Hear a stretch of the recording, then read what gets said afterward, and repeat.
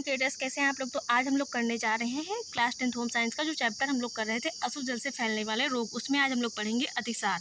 अतिसार क्या होता है, इसके पहले आपकी 2 से 3 क्लासें हो चुकी है। अगर आप लोगों ने वो क्लास नहीं देखी है तो प्लेलिस्ट में जाइए, विजिट करिए, आप लोगों को क्लास मिल जाएगी। तो आज हम लोग पढ़ेंगे अतिसार।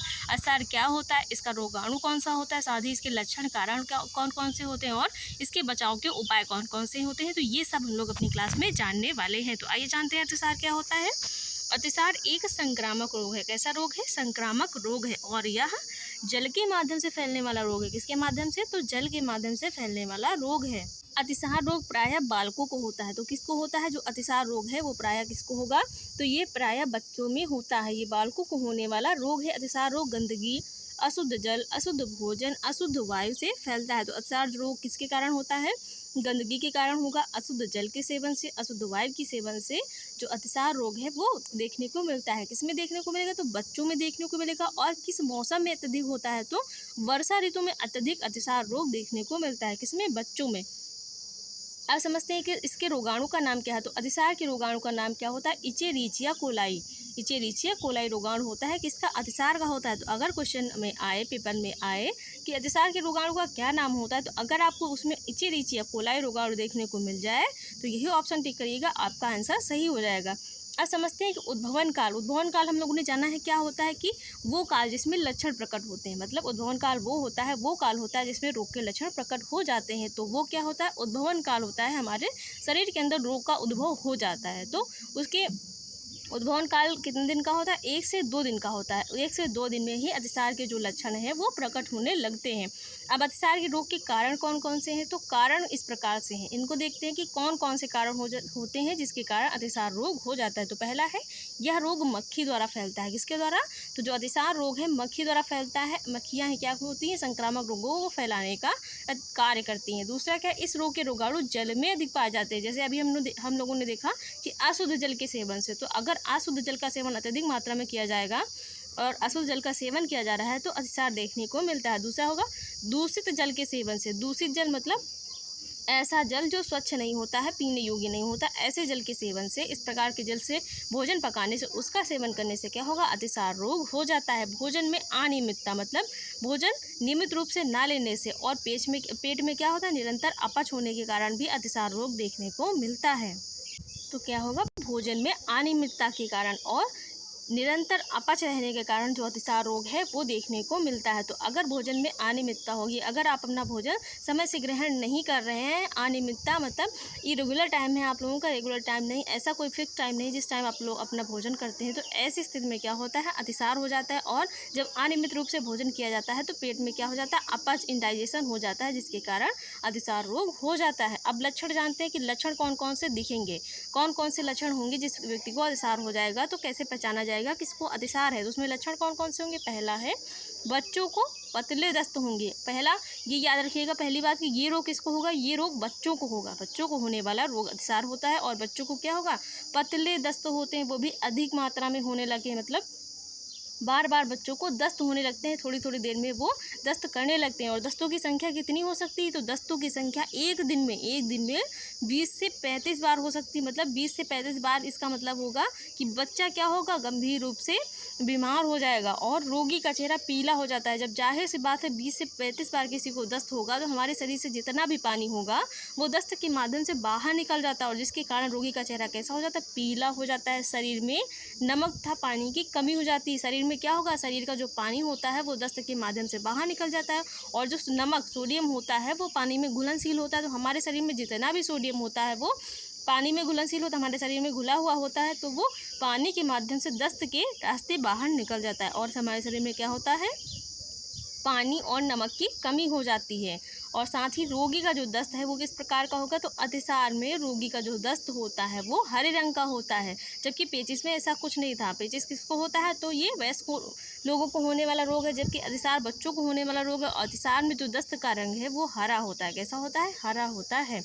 रोगी के मल में झाग उत्पन्न हो जाते हैं। जो रोगी होगा उसके मल में क्या होता है? दस्त जो होगा उसका, उसमें एक तो वो हरा होगा, दूसरा उसमें झाग उत्पन्न होता है और उसमें अधबचा दूध व अन्न होता है, क्योंकि इन डाइजेशन के कारण भी क्या होता है, अपच और जो आपका अतिसार है ये हो जाता है। तो अपच के कारण, इंडाइजेशन के कारण अतिसार होता है। तो जो रोगी व्यक्ति भोजन लेता है उसका भोजन क्या होता है, पचता नहीं है, जिसके कारण वो दस्त के साथ बाहर निकल आता है। अधपचा भोजन निकलेगा, अन्न निकलेगा, साथ ही दूध भी निकलता है और झाग निकलता है और दस्त जो होता है वो हरे रंग का होता है। तो ये सारे लक्षण होते हैं अतिसार में जो रोगी है उसके।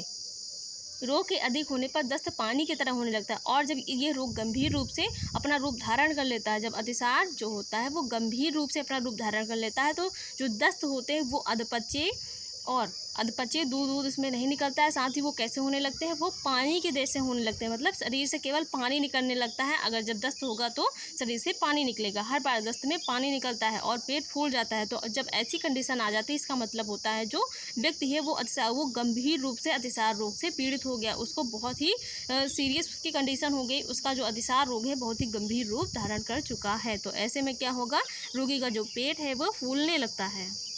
आप समझते हैं कि बचाव के उपाय कौन कौन से हैं। हम लोगों ने लक्षण जाना, कारण जाने, अतिसार के रोगाणु का नाम जाना। आप समझते हैं कि इसके बचाव के उपाय कौन कौन से। तो पहला है, जल को उबालकर पीना चाहिए। जब किसी व्यक्ति को अतिसार हो जाता है तो उसको जो पानी है उसको उबाल कर पीना चाहिए।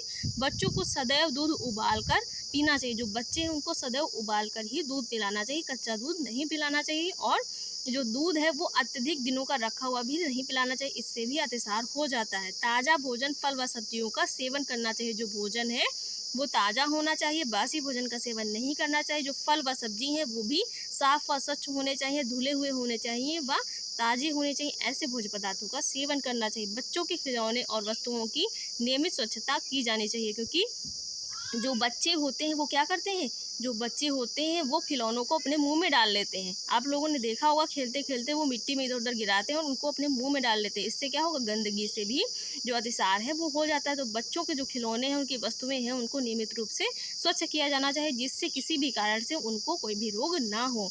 अगला है, यह रोग बच्चों में अधिक होता है। यह रोग बच्चों में अधिक होता है अतिसार। ये तो पॉइंट याद ही रखिएगा कि अतिसार में क्या होगा, ये बच्चों को अत्यधिक मात्रा में होने वाला रोग है। साथ ही ये वर्षा ऋतु में होता है और इसमें क्या होगा, जो दस्त है वो हरे रंग का होता है।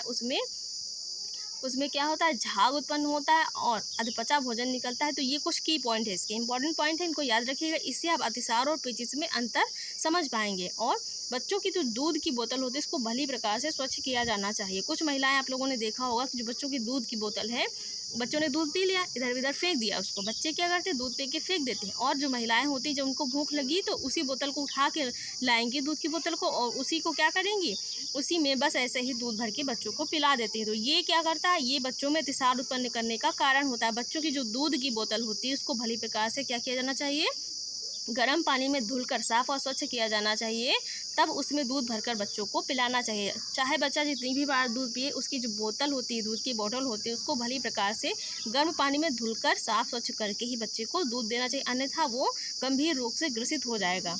अगला है, जीवन रक्षक घोल नियमित रूप से देना चाहिए। जीवन रक्षक घोल क्यों देना चाहिए, क्योंकि उसमें क्या होता है, सोडियम अच्छी मात्रा में होता है और हमारे शरीर में क्या होता है, सोडियम की कमी हो जाती है, पानी की कमी हो जाती है। तो जीवन रक्षक घोल नियमित रूप से देने से बच्चे के शरीर में सोडियम व पानी की जो कमी है वो उस कमी को क्या करता है, पूरा करने का कार्य करता है। तो जीवन रक्षक घोल क्या करता है, हमारे शरीर में पानी की कमी को पूरे करने का कार्य करता है। आप समझते हैं पेचिश और अतिसार में अंतर क्या है। मतलब हम लोगों ने पेचिश पढ़ लिया, अतिसार पढ़ लिया, दोनों के लक्षण कुछ एक जैसे, मतलब कुछ मिलते हैं। और अतिसार और पेचिश में अंतर क्या, अगर ये लिखने को आ जाएगा तो आप लोग क्या करेंगे, पता आप लोगों ने क्या किया, पेचिश को अतिसार में लिख दिया, अतिसार को पेचिश में लिख दिया। तो इससे पहले हम लोग इसके अंतर समझ लेते हैं, ताकि ये गड़बड़ी आपके एग्जाम में ना हो और आपके जो नंबर हैं वो बिल्कुल भी ना कटे, क्योंकि नंबर बहुत इंपॉर्टेंट है हम लोगों के लिए, क्योंकि हमें बहुत अच्छे नंबर लाने हैं एग्जाम में। अब पेचिश और अतिसार में समझते हैं कि अंतर क्या होता है। पहला क्या है, पेचिश को समझते हैं कि पेचिश में कौन कौन से होते हैं, फिर अतिसार को समझेंगे। पेचिश में क्या होगा, पेचिश रोग जीवाणुओं के संक्रमण से होता है। पेचिश किसके संक्रमण से होगा,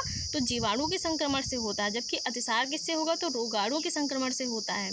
और पेचिश रोग में पेट में ऐंठन होती है। पेचिश में क्या होगा, पेट में ऐंठन होती है। पेचिश में बार बार शौच जाना पड़ता है। पेचिश में क्या होता है, बार बार शौच जाना पड़ता है। तो ये पेचिश के लक्षण हो गए, बार बार शौच जाना पड़ता है और शौच के साथ रक्त भी आने लगता है, जबकि ये जो रक्त वाली कंडीशन है ये अतिसार में नहीं होती है। पेचिश में क्या होता है, बार बार शौच जाना पड़ेगा, पेट में ऐंठन होगी और ये पेचिस क्या है, जीवाणुओं के संक्रमण से होता है और इसमें शौच के साथ रक्त आने लगता है। यही मेन डिफरेंस है कि पेचिस में रक्त आता है, चिकना श्लेष्मा जैसा पदार्थ निकलता है, लेकिन अतिसार में ऐसा कुछ नहीं होता है।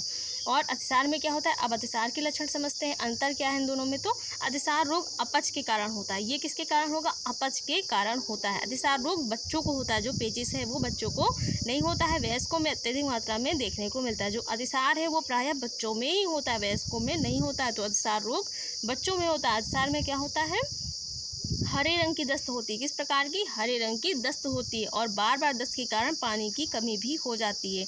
और पेचिस में क्या होता है, उसमें जो दस्त है उसके साथ रक्त भी आने लगता है। तो पेचिस में और जो अतिसार है इसमें क्या होगा, हरे रंग की दस्त होती है और बार बार दस्त के कारण पानी की कमी हो जाती है। तो ये पेचिस और अतिसार में अंतर रहा जो हम लोगों ने देख लिया। आई होप आप लोगों को समझ में आ गया होगा कि पेचिस और अतिसार में क्या अंतर है और इसको किस प्रकार से हम लोग आइडेंटिफाई कर सकते हैं। तो ये हम लोगों का जो अतिसार वाला टॉपिक था ये पूरा कंप्लीट हो चुका है। अब इसके बाद का जो डिजीज़ है वो हम लोग अगले क्लास में पढ़ेंगे। तो गाइस आप लोगों को क्लास कैसी लगी, अगर क्लास अच्छी लगी हो तो वीडियो को लाइक शेयर और चैनल को सब्सक्राइब करिएगा। ऐसे ही इंपॉर्टेंट जो चीज़ें हैं आप लोगों को अपने जो प्लेटफॉर्म है होम साइंटिस्ट क्रिएटर पर मिलते रहेंगे। Thanks for watching guys.